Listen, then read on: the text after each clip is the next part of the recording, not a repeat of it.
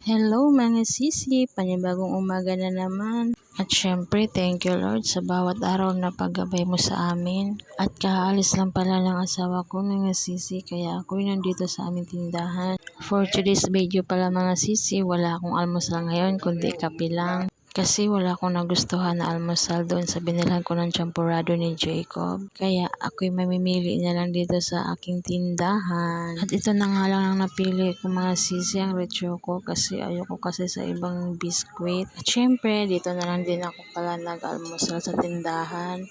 At pag uwi pala ng asawa ko galing ng tindahan mga sisi, ito nga ang nangyari. Na-excite bigla. Ano, sabihin ko na lang kay Palang na hindi ka na lang kasama?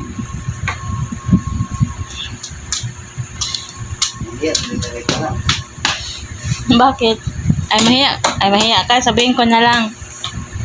Ha? Ano? Mahiya tayo pa lang. Sabihin mo na, libre ka na nga pumasahe. Kaya nga, sasabihin ko na lang na hindi ka na lang sasama, dito ka na lang sa bahay. Kasi pag sasama ka, yung rep na din, masisira yan eh. Bakit? Masisira yan, makakagatin niya ng mga daga. Hindi naman makaandar. Kahit nga, kayong kailan tininit nga eh. Hindi pinaandar, kaya kinagat ng mga daga eh. Dito ka na lang? Iwan ko lang. Bakit iwan ko lang? Ha? Sabihin ko na lang kay Palang. Lang, dito na lang daw si Balondong, ganon. Ewan ko nga lang daw eh. Ay, hindi, may maiwan pala dito si Chinchin. At pagkatapos ko pala mga sir mga sisi, umalis pala ako saglit mga sisi kasi bibili nga ng bigas. At pagbalik ko pala sa bahay mga sisi, ito pala ang nangyari ulit. Ayun na, si Palang. Iwan mo yung ano mo, camera mo. Nakauna na yun. Libre mo ako pamasahe lang? Libre mo ako pamasahe?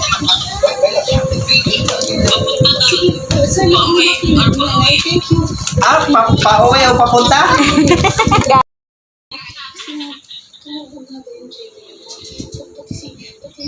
Sasama si Nicole. Ilang araw ba? 19 madaling araw? Hindi ko alam sa kanila, sila lang naman may alam eh.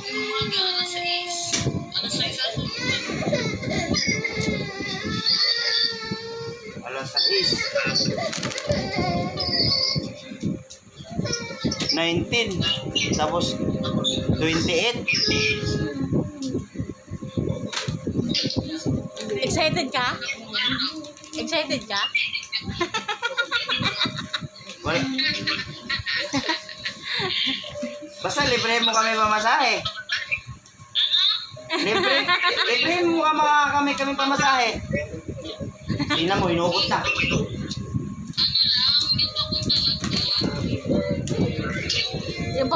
Yung papunta nga lang daw, pauwi nga lang daw, pauwi.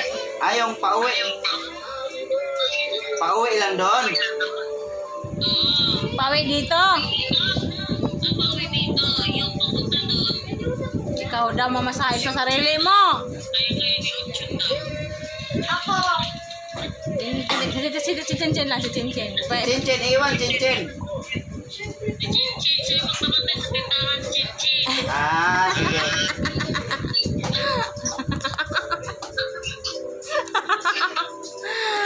Ay.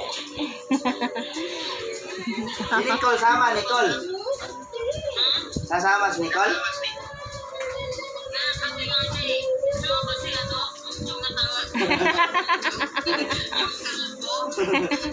Bakit?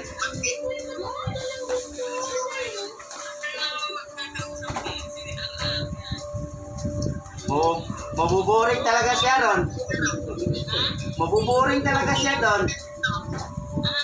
Mabuboring siya. Basta libre mo ako pumasahe, sama ako.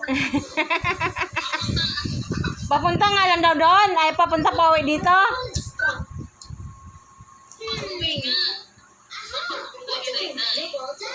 Bakit? Kung kukuha ang ticket ngayon, masama ako sa inyo?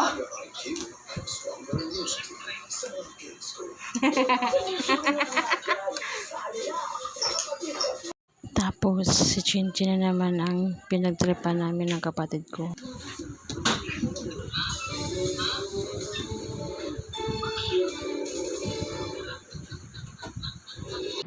Gusto mo sumama?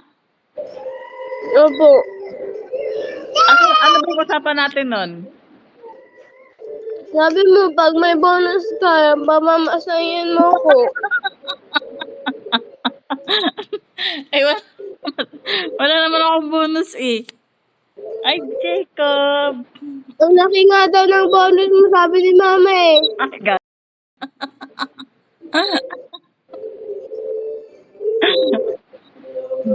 Ano yun eh? Pamasahin ni Tito RR yun eh. Di ba, Jacob?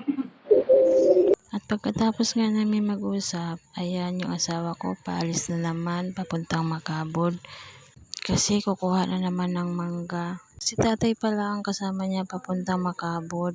Hindi na pala ako sumama kasi nga mainit. Nag-teleport siguro ang mga ito kasi andito na sila kaagad. Ayan ang mga mangga, oh, ang gaganda. Syempre fresh galing puno. At kahaponan pala mga sisi. Nung paalis na ang asawa ko, sumabay na lang pala kami sa asawa ko papuntang palengke. Kasi may bibilhin nga ako. Pero saglit lang naman kami doon. Uuwi din kami kaagad.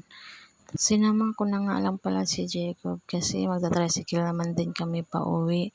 Kaya ayan, tuwang-tuwa naman si Jacob kasi nakagala siya sa palengke kahit saglit lang.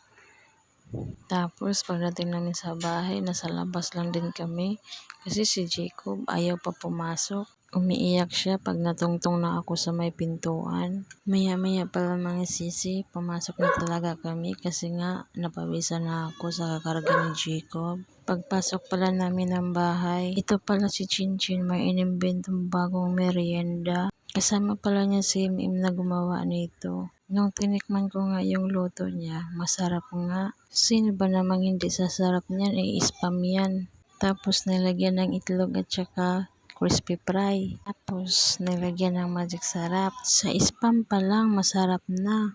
Paano ba yan mga sisi? Bukas ulit.